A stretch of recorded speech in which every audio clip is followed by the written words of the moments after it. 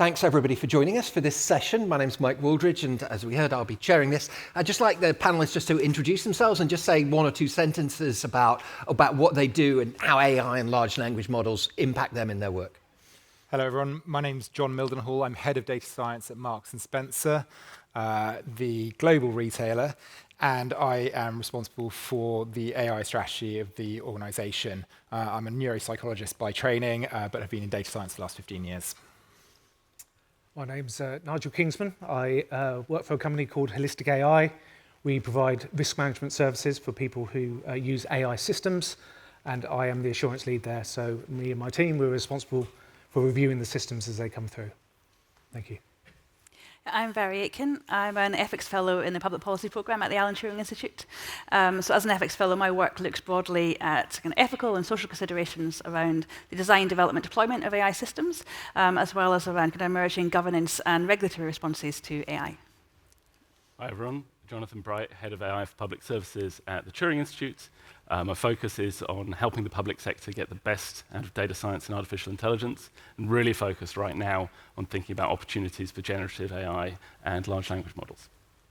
Okay, thank you all for joining us, and look forward to hearing what you've got to say.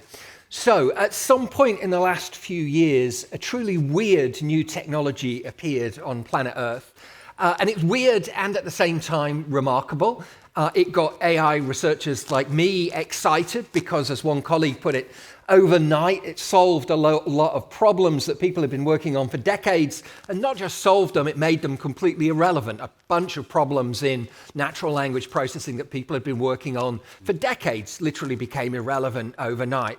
And it was obvious that this technology was extremely capable. It was startling, and I think the truth is most of us, if we admit it, have been startled at some of the responses that we've seen from this technology. And we've seen a massive shuffle in the big tech industry where the world's biggest companies are trying to pivot in a very, very short space of time to generative AI. And all that we see, all the evidence that we see is that these companies are trying to embed generative AI, of which large language models are the canonical example, into everything that they can see in the hope that they're going to steal a competitive march on other companies. But the question still remains the extent to which we can really make use of this technology. Where can we actually put this technology to use safely and responsibly? Because we're very concerned about safe AI as a national UK issue. And at the Turing Institute, we're extremely concerned about the responsible application of this technology. And we've already seen examples of irresponsible use of this technology, and let's be blunt, we're going to see a lot more examples of irresponsible use. But what we'd like to nail this afternoon is, where can we start to use this technology now, and where is it going to be used in the next few years? So let's start by discussing the possibilities of large language models. So large language models seem like they have the capability to change the way that we work, for example, by reducing routine bureaucratic tasks, being able to automate routine bureaucratic tasks, and so on. It feels like there's massive change afoot. But what I'd like to hear from the panelists is what their particular perspective on that. Is that an accurate reflection of where we are, or is that over-optimistic, or not optimistic enough? I'm curious what you guys think. John, do you want to go first? Well, I think it's really tantalizing, the prospect of what could be achieved with large language models. I think that we're kind of slightly on the reverse slope of the initial excitement now. Not my bon mot, but someone else I saw online saying that we thought large language models were going to do tedious things for creative people, but actually it turns out they do creative things for tedious people. And there's definitely an element of that, which you can see out there. That was John's sentence, by the way. You're not allowed to use that. That was his. No, I'm already copying to lifting that from someone else.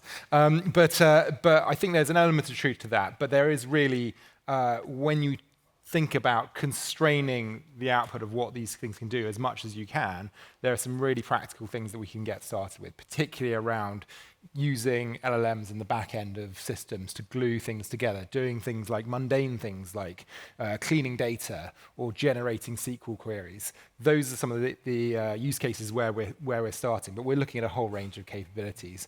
I think that that we're only on we're at the real beginning of the story of like what can go brilliantly and what can go really terribly with large language models. And every week there's a new one. When we talked about this session last week, my example was going to be asking Google if you can melt an egg, which as of a week or two ago, it was said, yes, you can melt an egg because Quora is infusing their answers with LLM-generated content.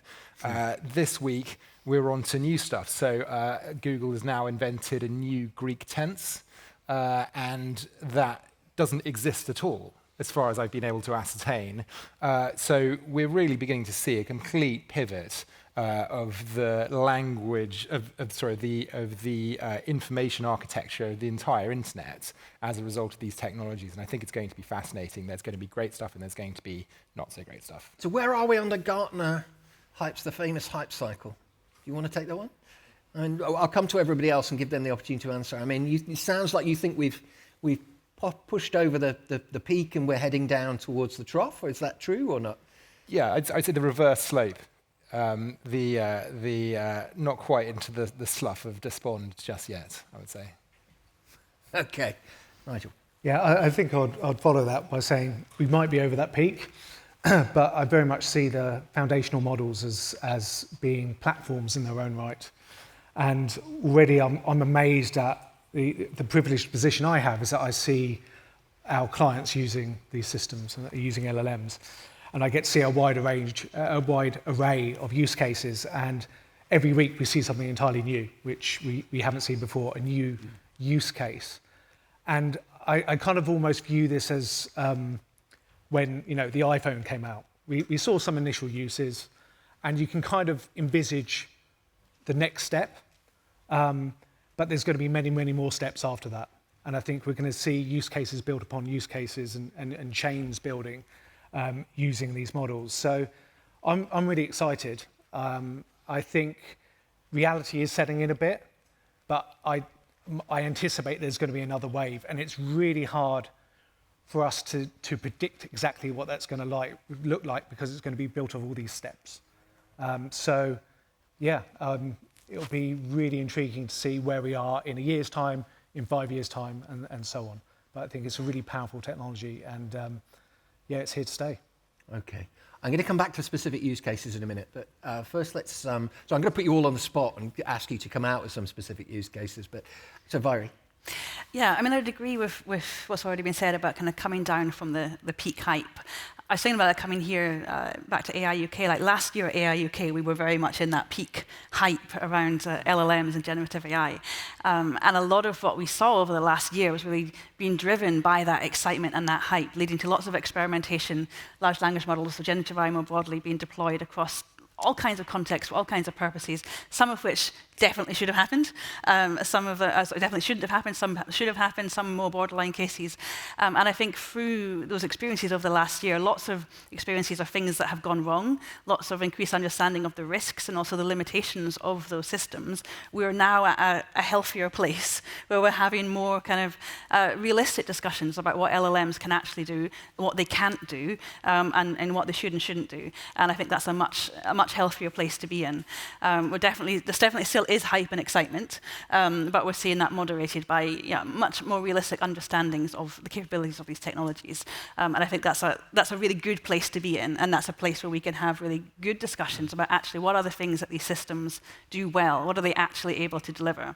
And mundane tasks has already been mentioned, but I think maybe this is a panel where we get excited about mundane tasks, because that is actually what these systems can do really well, or it's what they can do safely and reliably, is the kind of boring, mundane things, not the exciting headline-grabbing things.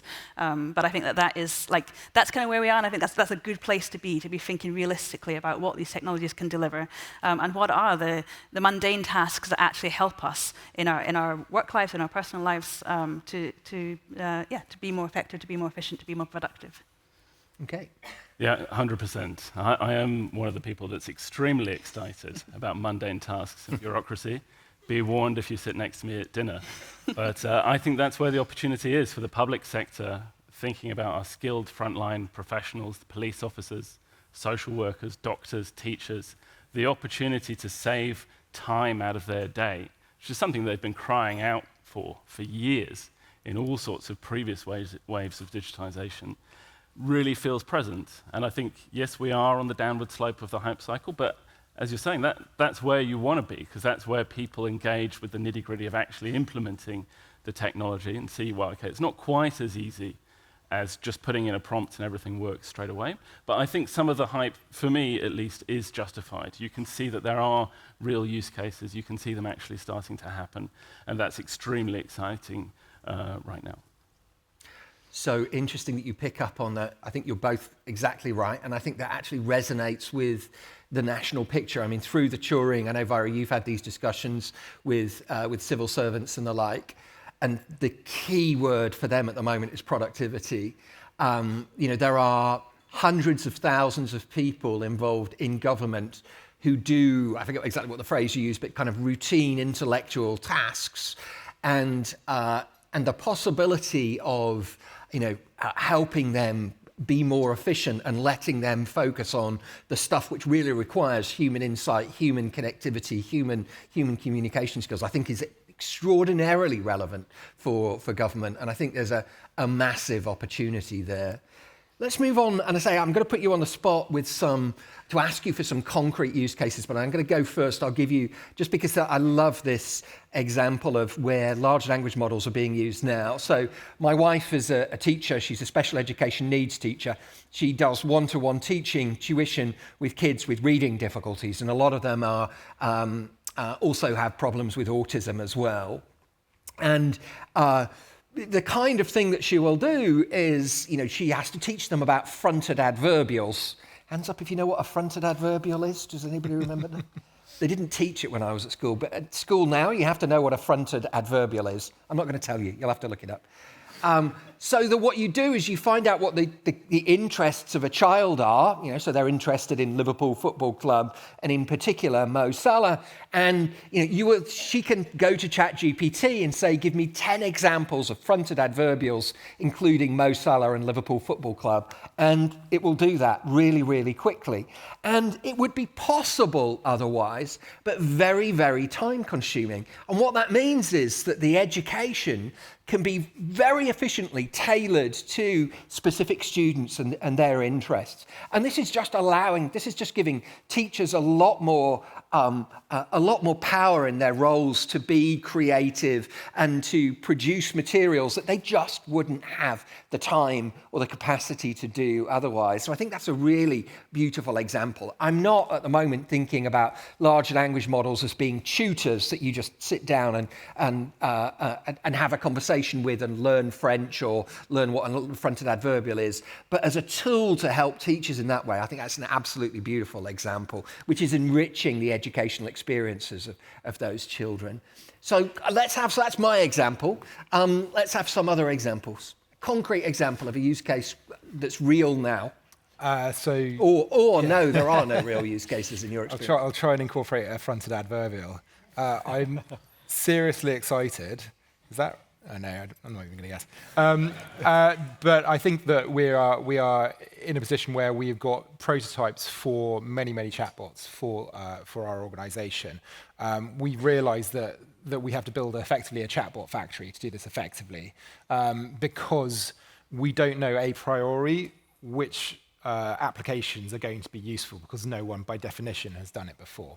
So we've started out by building prototypes. One of the initial ones that we built is a store operating procedure bot. It is an expert on about 100 documents. They're PDFs. Some of them, they probably range between 10 and 60 pages. They constitute what is required to know in order to run a food store. So how do we refresh nuts? How do we make sure that magazines aren't out of date? How do we make sure that we've got everything presented nicely? And the thing about that is that there's some really, really key information that is literally a matter of life and death in there. you can go to prison for running a store incorrectly. In fact, there's about 3 or 4 different ways of doing it. If you sell date-expired food, for example, I think that's 2 years. And there's something which is called Natasha's Law, which is a very sad story about, but it's a great outcome in that we now have to label things very accurately to do with allergies. So we have information in there which is very, very important to get across. We need a better way of transmitting it. We think chatbot's the way to do it, but we need to make sure we don't get it wrong. And that's what we're really working our way through at the moment. So I think to answer your question, what the use cases we're working on right now, we've got about 60 or so. Chatbots really are the first one that we're going for, alongside a few other sundry ones in the background. But really, it's about experts on a set of documents, chatbots. Okay.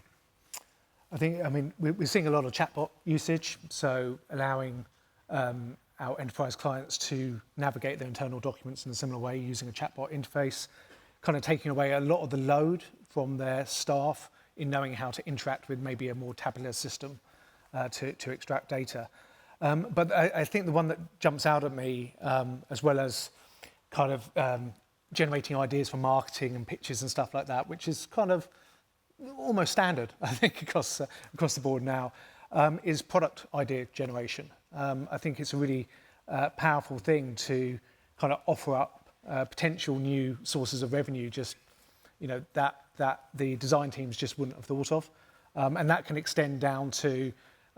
So what would be an example of the kind of thing that? So one of the things I'm thinking of is where they're actually suggesting combinations of ingredients for products. So whether that's in the kind of beauty sector or within the food sector. So to come up with those ideas. Now, obviously, they need to be tested, but it's just taking away that blank canvas for those staff. They can turn up to the office in the morning and they've got 10 ideas that they can check out. And you only need one of those to land, really, and to progress. So I think it's really, really helpful for that, to not have those days where you turn up and just, you hit a brick wall straight away. I think LLMs can really help people just get over those initial hurdles and start taking the next steps. Okay, interesting. Mhairi? Yeah, so I was also going to draw on examples from education. A big focus of the work that I do in the public policy program at the Turing is around children and AI, and engaging children in discussions around AI. And there's obviously a lot of excitement around the ways that AI might be used in children's education, and delivery of education. And you already mentioned assistive technologies. I think that's an area where there's huge promise, as tools that can support children with additional learning needs, tools that can be used to create accessible content in different formats, in different ways that can engage students in their learning. And I think that's an area that I find really exciting, and I think there's a lot more that can be done in that space. As you say, not replacing the relationship between teachers and learners, but complementing that and creating new tools that support educators, support teachers to create engaging and relevant materials for different students.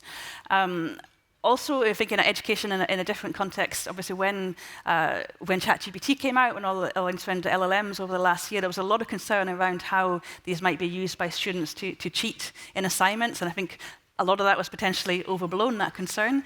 But from that, we've seen some really interesting developments around assignments and approaches to coursework within higher education. So, for example, a lecturer setting a task of, there's an essay question, but here's ChatGPT's answer. How would you make it better?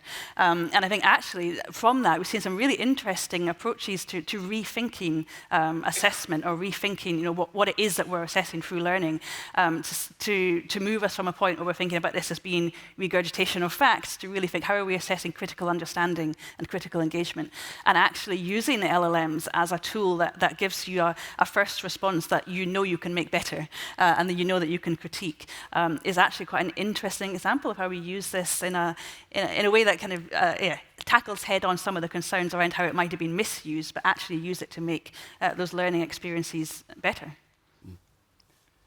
Yeah, absolutely. I think the opportunities in education are huge. Got to remember that teachers in this country are often working 50-hour weeks, working on evenings and weekends.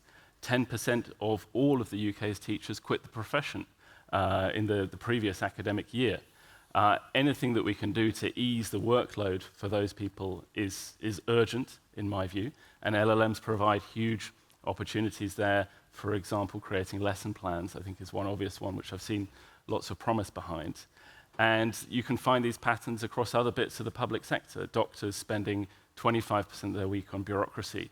Social workers or child support workers spending more than 50%. If you ever see in the news the story of a neglected child that had the attention of the social services but wasn't paid attention to, wasn't helped by the people who were supposed to be helping them, remember that these people often have 100 children that they're supposed to be looking after. So again, anything that can be done to help them in their work, I see as really urgent and a really great opportunity. One obvious use case, which I've already seen in practice, is the automatic transcription of notes after a meeting. This is something that you can get an app to do already for a smartphone. The technology is there, it's going to develop, and you can see doctors, social workers, child social workers, adult social workers, probation officers, all wanting to make use of that, and it's saving a lot of time and effort. Writing reports is another thing that I've seen a lot behind. Probation officer might be spending 70% of their week on bureaucracy and often struggling to get accurate probation reports done in time.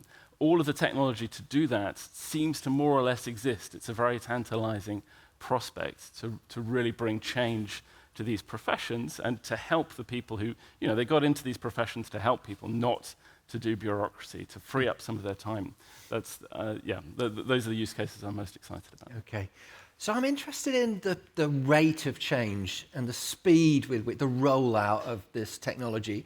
So if we take the World Wide Web, for example, the World Wide Web was released, was it 91 or something originally, and the world didn't really notice until around about 1996. It was relatively niche, even though, as Tim Berners-Lee would tell you, and it was exponential growth all that time, but nevertheless, there wasn't a kind of global impact for another couple of years. But it was another decade, I would say, after that, before it was actually fully embraced within businesses and organizations, before it really sort of met its first impact. So it was a 10, 15-year sort of cycle before, from the announcement, from the first release of the software through to it becoming just a completely routine part of our workflows. So now, anecdotally, it feels like things are moving much more quickly with this. I'm curious about your perspectives. Is that true? Do you see a rapid rollout? And is that a good thing, or does it make you nervous? Personally makes me very nervous. I think the experience right now working in technology in a large organization like Marks & Spencer is that you are besieged by vendors who just want to sell you the latest wrapper around whatever ChatGPT they've got. But we're also getting it from large tech vendors as well. And I think there's a real risk that if you don't get your arms around the whole problem, these things could rapidly spin out of control. So for example, Office 365, every component of Office 365 you can think of, they are building a Copilot for. So are we going to get just automated emails being generated and being responded by automated emails, and then do we just kind of like make ourselves redundant, or does everything spin out of control, or what happens? I don't know. If the entire email workflow cycle was automated, exactly. I think the world would be a happier place. We could just close our laptops and just like, well, that was a bad 40 years. Let's move on. But that is, joking aside, that's the kind of direction things are heading, and if we're not able to really kind of understand exactly what it is we're trying to automate and what is human, we're going to get in real trouble. I don't know if anyone here is aware of the doorman fallacy. The doorman fallacy is, you're running a hotel, consultants come in and say, well, this doorman, all he does is open and close the door all day. Why don't you get rid of him? That'll save you $20,000 a year or something. But actually, everything goes terribly after that, because your doorman doesn't just open and close the door. He kind of makes sure the wrong people don't get into your hotel. He talks to other doormen. He has a much wider function that is actually kind of written down in his job description.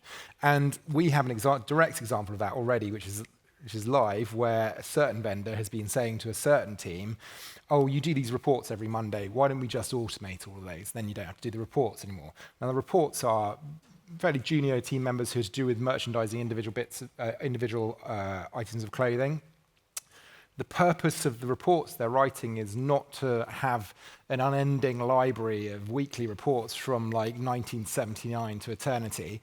That's not the purpose. The purpose is to get junior team members who are not very experienced to think very deeply about what they're doing. So if you just automate that, what have you done?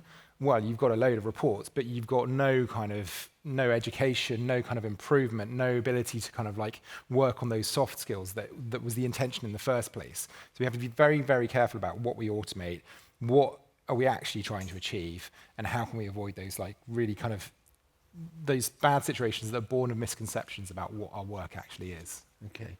Pace of rollout? I think I view it as being fast. I think when ChatGPT came into public consciousness, there was an explosion. All of a sudden, it was everywhere.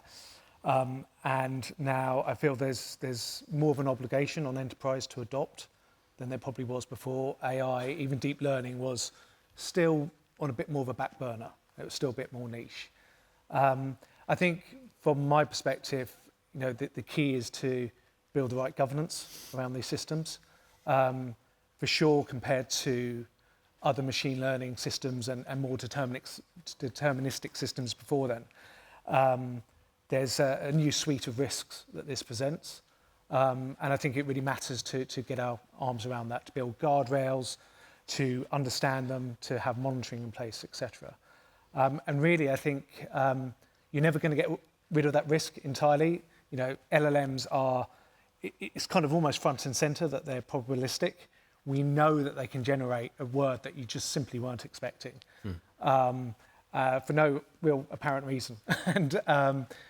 And we know that therefore things will go wrong. But I think if we move to a state where they're risk managed and we accept that the risk isn't going to go to zero, but we have a certain amount of tolerance around them, and we can try to broadly operate within those tolerance bands, then I think that can get us to a place where we're more confident as this kind of explosion takes place. It just allows people to kind of scale their LLM use with a lot more certainty that it's being watched, a lot more certainty that they understand what's at stake for their enterprise if it kind of misfires at all. So they kind of get a real kind of appreciation of their exposure to how these things perform. So yeah, I'm obviously given my position, I'm keen on that as well, but I think that's how we really kind of empower ourselves to fully embrace what could be just a massive lifter of a technology to kind of standard of living. Okay, Mhairi. Yeah, I mean, definitely it feels like things are or have been moving very fast. But I think partly, I know sometimes I'm skeptical of a lot of the hype and a lot of the claims that are made, because that hype serves a purpose, and partly it serves the fueling of further hype and the fueling of investment and the fueling of excitement, which continues this process. When ChatGPT wasn't released, it didn't come out of nowhere. These systems had been developed for some time. There was a sense that this was something completely new that kind of emerged into burst into public consciousness as though it was something entirely new. It didn't come from nowhere. These technologies have been developing for some time.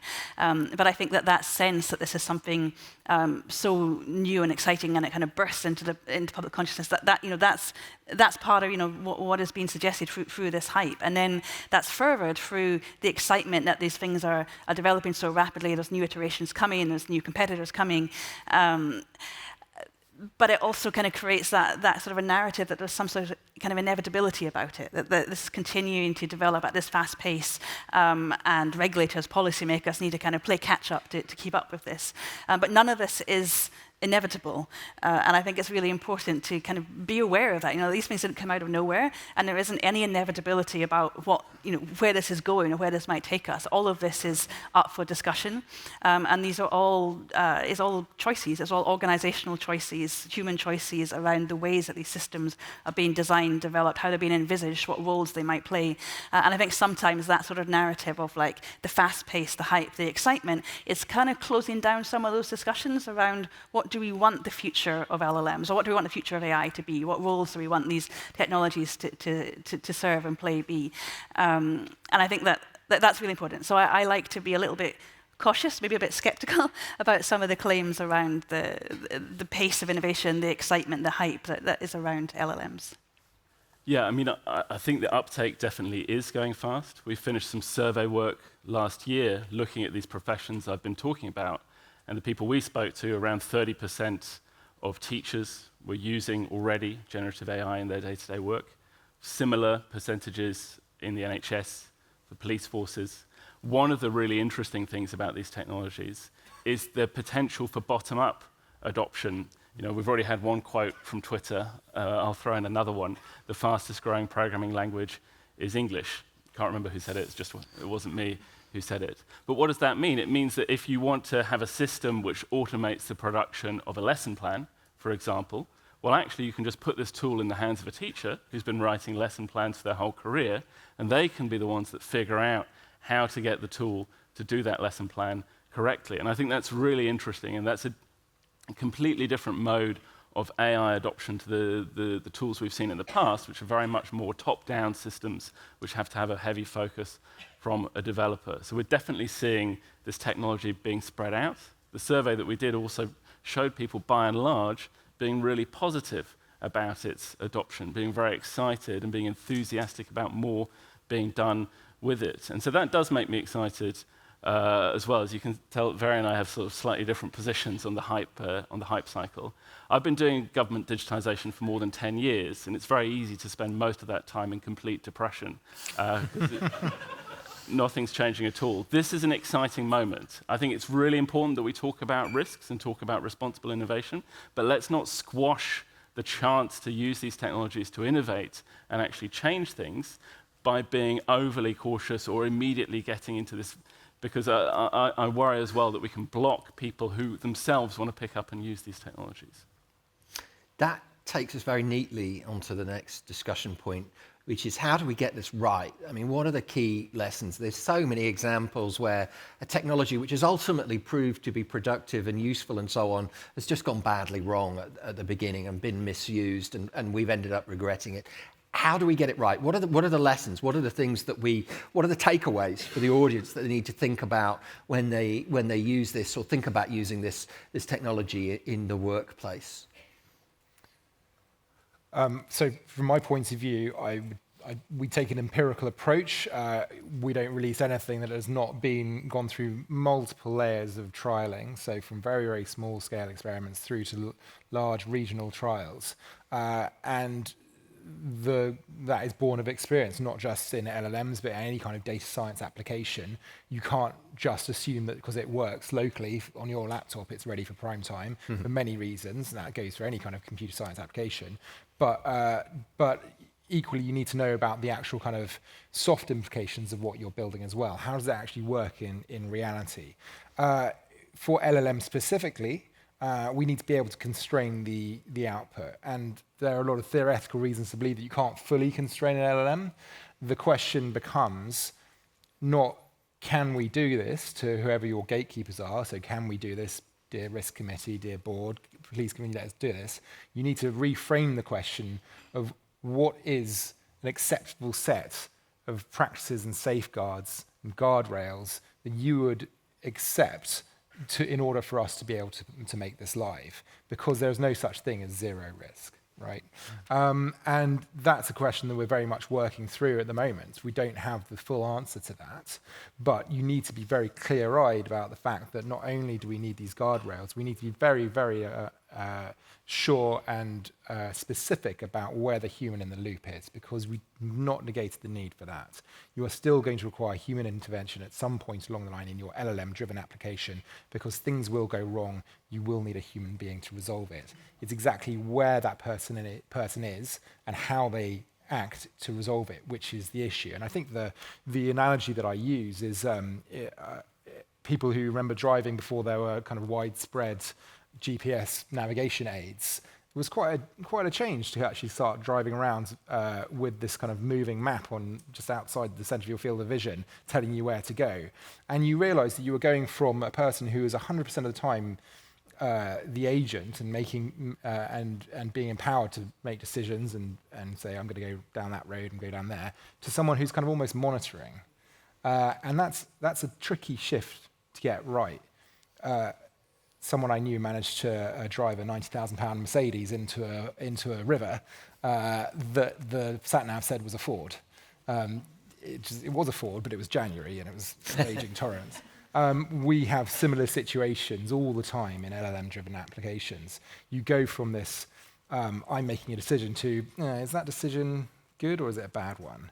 And we need to be able to actively, explicitly articulate that change and be able to model it, be able to understand it, and be able to recover when it goes wrong. One of the things that we look at is really use case, and coming back to what John was saying, human in the loop matters, and it matters, we see it mattering by use case. So if you've got a kind of really soft use case, which is just a toy in the hands of a consumer, for example, then we're a bit more relaxed about kind of presenting information to that consumer that's been generated.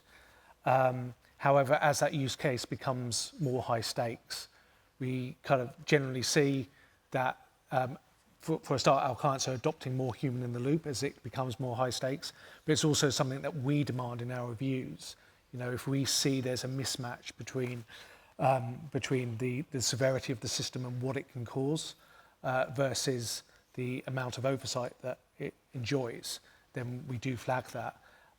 But broadly, amongst what we observe, we're seeing that this actually is moving quite well in lockstep. We're seeing practitioners naturally kind of prioritizing that bit of hand-holding where it needs to occur. And I think that takes away a lot of the risk of LLMs. But, there is, unfortunately, in certain high-stakes scenarios, no substitute, really, for an element of human in the loop, because as we've said before, an LLM can output broadly anything. And so the guardrails, you can make them robust, but they're not always going to be perfect. So I think it kind of matters that you've got this risk-based human in the loop approach to help contain these things. Okay, Byron, let me ask you a slightly different question. What about accountability? How does accountability fit into this? You're a company rolling something out, something goes wrong with this technology. How do we unravel all that? Yeah, and accountability comes in at lots of different steps in the process.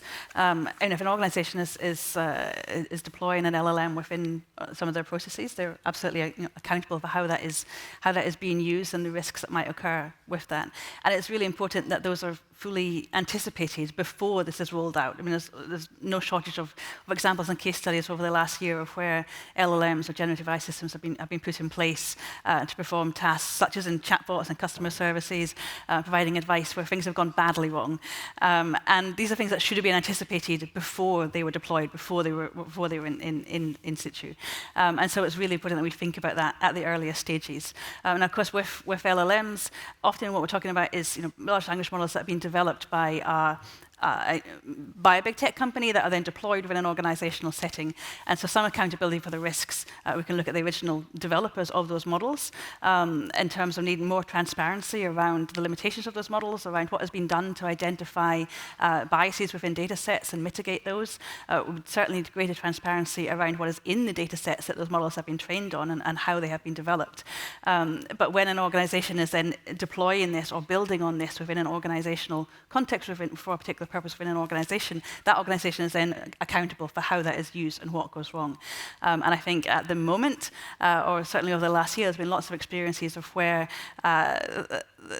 there's been avoidance of that accountability, and the importance of having transparency around all the decisions that are being made. These are all decisions about how we design this, how we deploy it, how we're using it, and there should be much more being done to anticipate what might go wrong in the particular context in which it's being used. I mean, often these are sort of general purpose large language models that aren't designed for a particular function or a particular sector or a particular use case, and often are being deployed in use cases which have very particular sensitivities, or where there are particular vulnerable users, or where the features of the context are really relevant for how that is deployed. And I think that that's something that needs to be fully considered before these systems are deployed and rolled out, to ensure that we're anticipating all the possible risks and have approaches for accountability in place. Okay.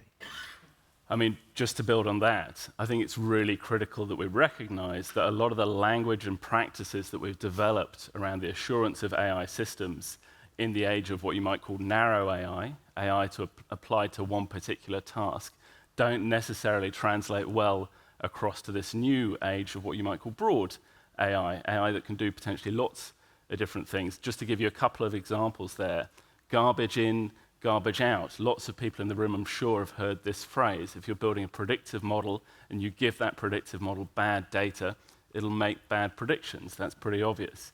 But that's much less obvious for creating large language models. I was at a talk at one of the big tech firms recently talking about one of the models that's presumably going to be released this year, and they were talking about, well, how do you ensure that this model doesn't engage in racist behavior? And one of the things they don't do is try and prune all of the racist content that might be in the training set that's going into that model. And the justification for that's a thought-out decision. The justification is, well, we want the model to know what racism is. Now, you can argue about whether that's the right approach. We don't have the time to get into that, but they clearly don't believe in garbage in, garbage out. In fact, they think you need a mix of stuff in and you can still get high-quality stuff out. Another way it's changing, and this is the last example, again, thinking about testing AI systems before deployment. One of the ideas we sort of typically have is, well, you can try and test across a whole range of different scenarios before you deploy it. In deployment, there might be edge cases which you haven't been able to test, and those are ones to be worried about and look out for, and we need some systems to deal with that. But we want to be able to test the kind of mass of stuff that could happen. Generative AI really reverses that paradigm. If you've got a free text human prompt, it's nowhere near possible to test even the tiniest proportion of all the possible things that could go into that. So instead of edge cases, really it's the massive stuff that can be that can be going in that you're not going to be able to test for beforehand. So the assurance systems that after the system go live, in the end, for me, are 99% of the work, because the vast massive cases you just won't be able to test beforehand. Okay, let's move to the questions. And I've got some on Slido, but I'm going to go Slido and then audience and then Slido again. So we've got a nice question here from Jeremy Morley, Ordnance Survey, who says, what are the worst examples of the use of LLMs that you've personally seen? Why was it bad, or why did it fail? Has anybody got any nice examples of those? Something where you've winced when you've heard about it? I mean, I can go with one. I think that I was doing a lightning talk earlier, and I put up the slide, which is my entry into the kind of LLM disaster canon, which is if you look on almost any marketplace website, so go to Amazon, go to Etsy, wherever, just type in as a large language model, you will get products that are called as a large language model. I cannot provide, or variations of that this violates OpenAI's terms and conditions and things like that. People are just, in a kind of headless chicken manner, automating things, and it's feeding out into the kind of wider ecosystem of the internet.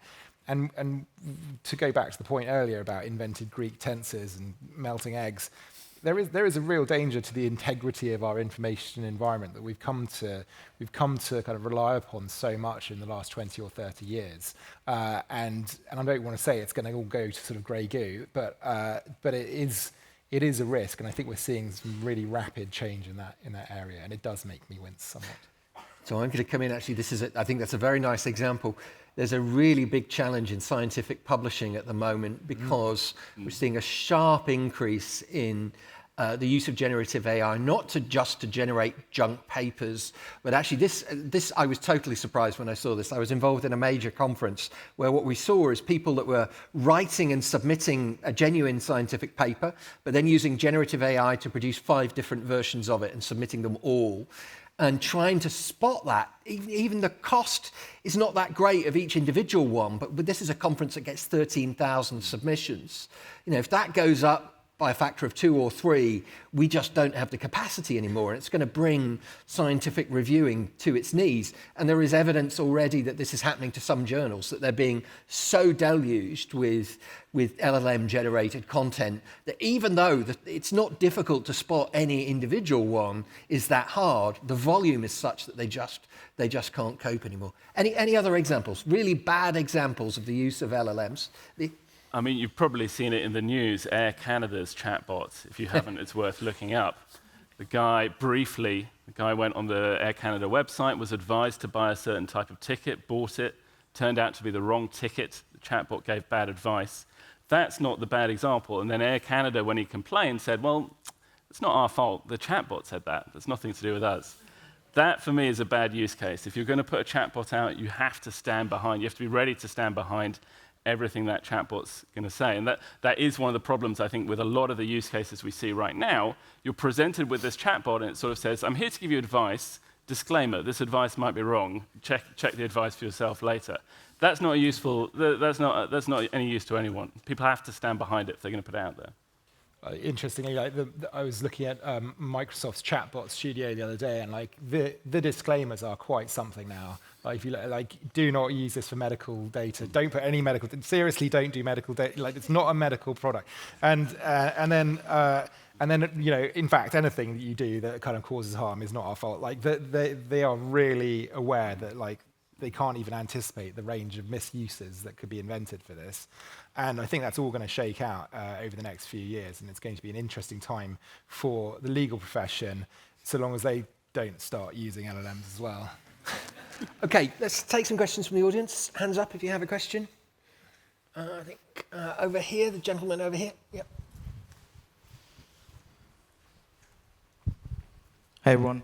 Thank you for the panel, for your views. Really interesting. My question is for you, John. The biggest hurdle, in my opinion, when it comes to LLM application adoption is change management. So what, in your opinion, is your organization or yourself, you are doing to navigate the pushback that the business user or the end users are sort of given when it comes to oversee the adoption? Thanks. So I'll try and check that I understand your question. So you want to know about what kind of decision-making structures need to be in place in order to make LLM-driven applications happen. Is that right? Yeah. Okay, yeah. So you need a totally new governance structure. You need AI governance, basically. And it needs to touch on pretty much every business unit. It needs to touch on finance. It needs to touch on your digital technology organization. And it needs to go to the board as well, because you have got reputational risk potentially for your company. So it is a board level decision to a degree, a lot of what goes on in governance. And it also needs to kind of interface with existing risk management systems as well. So I don't claim to have that answer right now. We're still working through it. It's becoming increasingly apparent that that's exactly what we need. And if we don't have it, we will lose competitive advantage. Anybody else? No? Okay, let's take another question from Slido, which is about regulation. Do you think current and upcoming regulations are capturing the state of LLMs right now, especially the ones that go well beyond mundane tasks in low-risk cases? Is the regulation fit for purpose? Is it already outdated? Do we need more? What might it look like? Any thoughts? Yeah, I mean, currently in the UK, there isn't a single piece of AI regulation, but the approach is to equip existing regulators across the various regulatory remits to be able to grapple with the challenges of regulating AI. And it's certainly true. I mean, LLMs are being used across all sectors, all industries. So that means that regulators across all those different sectors and industries are having to grapple with the ways that AI is being used. I think what it shows us really clearly is that we need to develop capacity, develop skills and expertise expertise in AI across regulatory bodies to ensure that regulators have access to state-of-the-art knowledge, to not just react to kind of what's happened now or what we have seen over the last sort of year or so, but also to anticipate what might be coming. Clearly, regulators need to know how to be able to scrutinize claims about regulatory compliance, and even to know kind of what questions to ask to be able to assess regulatory compliance. And so I think that we definitely need, it is really important to have access to that expertise across regulators to ensure that regulators are able to grapple with these challenges. I'd just like to add to that. So obviously the EU have added on a piece about general purpose models. So it is coming within their purview. But I also think that their focus on use case, high-risk use cases, prohibited use cases, it's almost technology agnostic. So it does allow an element of the technology to develop that people are using for, all these use cases, and that kind of is almost by the by. Their focus is on harm to individuals, and so it kind of does have some kind of future-proofing built into it. Okay. Last question from the audience. Oh gosh, you're very enthusiastic. So microphone over here.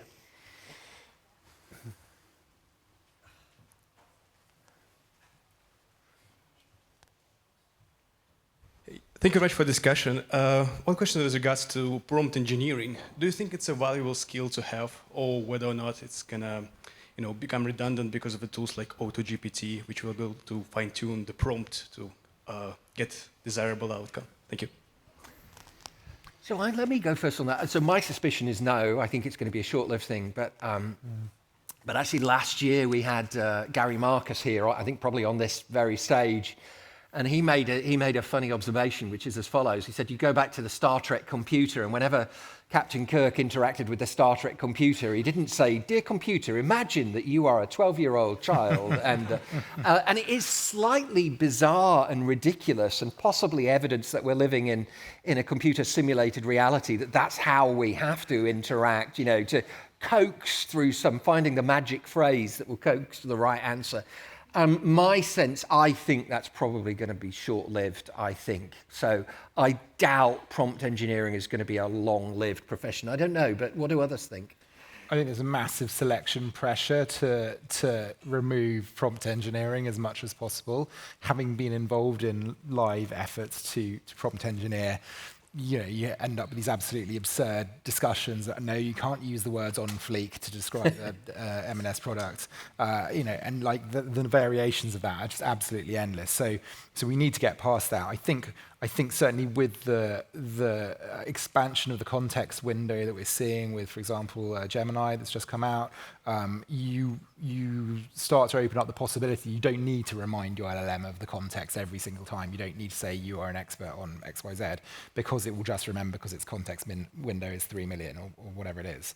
And I think that if we can get to that stage where we have such a massive context window, then that's actually going to be, in my view, possibly the next kind of quantum leap, which is you don't have to spend your time dealing with the minutiae.